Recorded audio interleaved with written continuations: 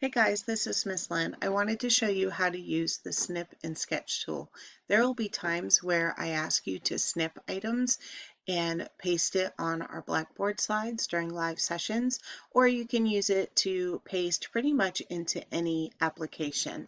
So to find the program, it's usually listed alphabetically. If you click on the Windows logo or the Start button and scroll down to the S's, it's Snip and Sketch. And I always like to right click my programs and pin them to the taskbar if I use them on a regular basis. So basically, you're going to click the new button, and this is going to give you some crosshairs that allow you to click and drag to select an area. So I'm going to select this folder from my desktop. I'm going to hold down my left mouse button and drag to select. And now I have this snippet, basically an image here in the Snip and Paste or the Snip and Sketch tool. You also can edit it. You can write on the image.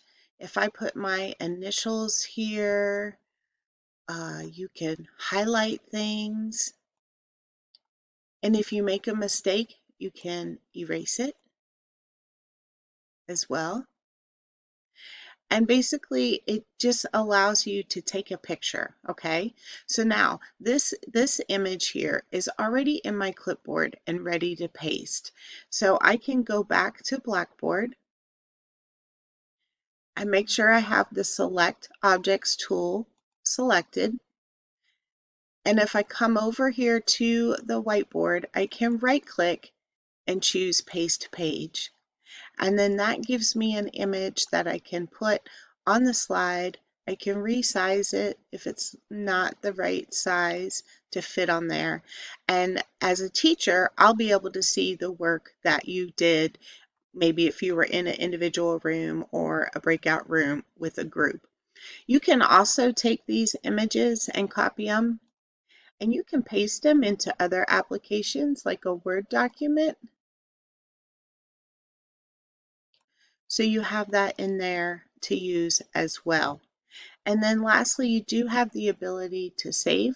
So you can click the save icon, save as, and save it in a particular location on your computer.